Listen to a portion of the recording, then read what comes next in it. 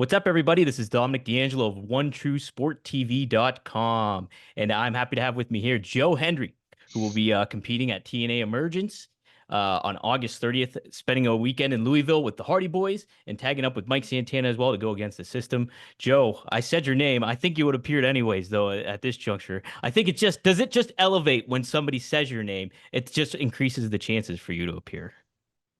It does. Like I say, I've got a busier schedule than Santa Claus at the moment. A lot of people are saying my name, so I'm doing my best. I'm doing my best. You're trying to make it all the rounds here. Um, yeah, you mentioned that. So I produced the Matt Camp show, and you were a guest on there, and that was about a month or so ago. And you said you had no days off since April. Is that still the case? I've had 2 days off since Okay, April. Two good, days off now. good. A little So bit of a yeah, we breather. got two in. We got two in. Well, just a couple more maybe throughout the end of the year, hopefully. I Uh, know. I you don't know. know, That is messed up, isn't it? That is messed up. isn't it? It's kind of wild. Yeah, but this is the life that I've fought for so long. It's the spot that I've asked for, and so anytime you find yourself whine or complaining or whatever, you just got to shut yourself up. It's like this is what we're here to do. This is the job that we're getting done. And there's a zillion people that would want to be in this spot. So you got to never take it for granted. Absolutely. And like a lot of people, you see you created such a presence online, put the extra work in when you're not on a wrestling product, or when you are, you kind of do other stuff to elevate yourself clearly. And Yeah. you see a lot of talent not take advantage of that so many times. And it's a bit of a head scratcher for a lot of people. But you've kind of helped create an identity and able to do that for a lot of wrestlers, I think, too. Um, Thank you. you're welcome. Did you do theater and stuff growing up? Did you have just a musical background in general? So I did some acting classes and stuff when I was very young, sort of like 12. I Hmm. did judo when I was like 6 to about 13. I did music from 15 to 25. I did university at some point in there, had various jobs and things. So I've had a varied life experience that has all brought me to this point. Yeah, and that's the thing with wrestling is like it combines everything together with that stuff. What singers and songwriters have influenced you throughout your wrestling career and kind of cultivating that musical background, so to speak? Rivers Kumo is my favorite songwriter from Weezer. So Yeah, Weezer are my yeah. favorite band. So that's the one that I'll mention today. And The Gambler by Kenny Rogers is my favorite song. No, you can't beat that. Yeah, I still have Yeah. that on my workout playlist. Yep. I pop that in for time to time for sure. Um, when it comes to some of you going out of the box and doing different things like buying a billboard and doing that kind of thing, how many has there been a lot of naysayers when it comes to doing stuff like that? Or has a lot of the veteran talent and a lot of people been like, well, yeah, that's the way to kind of get yourself over and it's an innovative Uh, way. yeah. The support has been the funny thing is it's almost like the people who are stars themselves, Hmm. that's where a lot of them are supportive. And if you look around, anyone who's been hating on me is not secure in their position. So there I do get a lot of haters. There's a lot of people chirping about me behind the scenes and stuff like that. But you know what? If you're not ruffling a few feathers, then you're not doing it right. But all the cool people like Matt and Jeff Hardy, for example, they always have positive things to say. And speaking of Matt and Jeff, we've got Emergence this Friday in Louisville, Kentucky. We're sold out for that. And then the next day we have the TV taping, which we have select tickets left. So don't be disappointed. Get your tickets. Yeah, absolutely scoop it up. And I think it's pretty darn neat. You look at somebody that Matt Hardy, who reinvented himself with the broken identity and kind of creating an own different character that really kind of broke a fourth wall in so many ways. And especially during a time where, wrestling was a little in a funky ground. What have you kind of learned from Matt Hardy and what he kind of did to kind of cultivate a new identity and persona for himself? I think the main thing about Matt for me is that he's just such a great dude. Matt's a great person. And, we all have, when you're kind of coming up through the business, we all have moments where you might find yourself, acting like a little bit of a superstar or whatever. And then I just think of all the things that Matt has done in his life and all the things he's achieved. And for him to be as down to earth as he is, that inspires me, to be honest. Yeah, absolutely, absolutely. Somebody in TNA who I just interviewed, and I'm actually gonna I'm gonna post this double time on One True Sport, is Matt Cardona, and he actually did not want to speak about you when I brought you up. He said the only thing I Mhm. will say is plugging your Major Bendy figure, but Yeah. that was all he did, and then there was no more words about it. But I did want to get your perspective on him. Would you say that he kind of did lay a blueprint for a lot of you guys of making more out of what doing an online presence and certain 100%. things like He's that? the Yep. original. He's the Yeah. original. The balls it took for him to go out and get himself over in the way that he did. He's the he him and you know Colt Cabana was very forward thinking for that as well. So they're kind of the two originals, I think. But Matt is now killing the merch game. In fact, Matt's made quite a big difference to my life actually. Matt, spoke to me recently and said, "Hey, I think you're leaving some money on the table. You should do this, this, and this." And I basically have twice the money in my bank account that I did or otherwise would have had if it wasn't for Matt Cardona's uh, little talk there. So I think that again, I'm not surprised Matt doesn't want to talk about me. If I was Matt, I wouldn't want to talk about me either. But credit where credit's due. The guy's teachings have helped me have a very successful couple of months where I wasn't quite sure how to fully monetize what I was doing before. So Matt's done some YouTube videos talking about how to make money in the business, and those are great watches. Absolutely. Yeah, he knows what he's doing when it comes to all that stuff, and not when you guys aren't afraid to take risks and anything like that for sure. So that's the good thing about it.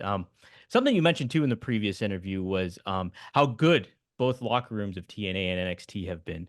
Uh what is it something good about the NXT locker room that really stands out to you that's different from TNA, and what's something that TNA excels at as a good locker room there?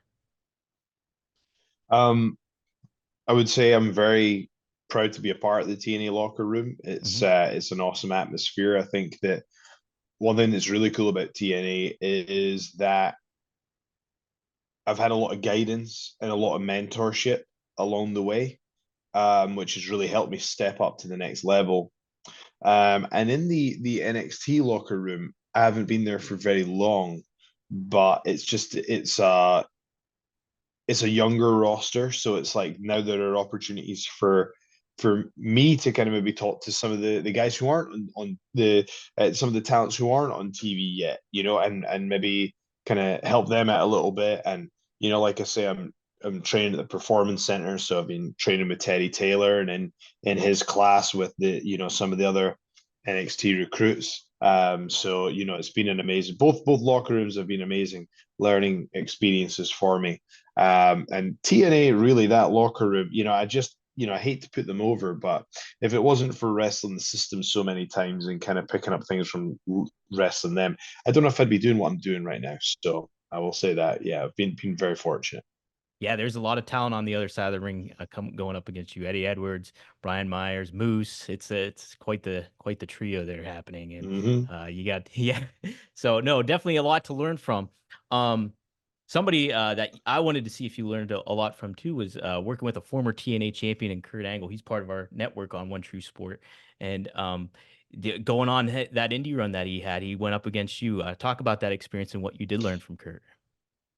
So I think that really changed my career the day that I wrestled Kurt. It kind of taught me about like what was possible. And Kurt was such a great guy. And, I kind of spoke about this in some of my media earlier today that the thing with Kurt is, he'd done a couple of interviews saying, I really thought this Joe Hendry guy was going to do something. I thought he had it. And, for many years, I felt like I'd let him down, and then I heard him do another interview after I signed to TNA, and it was like he was talking to his podcast co-host, and then they were saying, oh no, Joe's just signed to TNA, and he was like, oh, that's great. And then, so now with everything that's happened, I heard he kind of mentioned me again, and he really was said very nice things about me, so that was cool. I feel like I feel like Kurt Angle gave me his he gave me his approval, and I've finally been able to prove it right, which is a Yeah, very good feeling. yeah, you accomplished the three eyes right there. That's it. That's it. Um, somebody, there's a lot of other veterans too that you've got on the radar and you've been asked about a lot. I know in interviews. How's that kind of feel to get kind of know that like, you know, guys you likely grew up watching are kind of talking about you and you're the buzz of the wrestling world right now.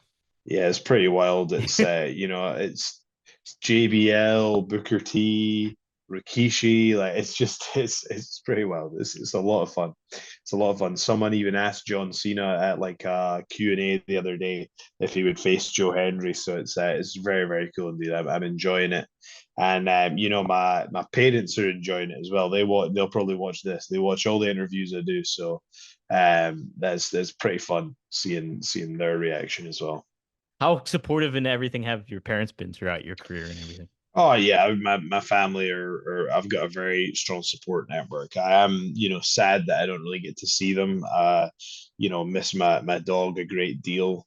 And the thing is doing this line of work, there are real life things that you must sacrifice on and that you're going to miss out on. But I feel like I'm in a position where I've been working, it feels like my whole adult life to get to this point, and I have to give it absolutely everything I've got. But man, I miss my dog as well. Because the thing is, you can explain it to the people close to you, but I can't explain it to the dog.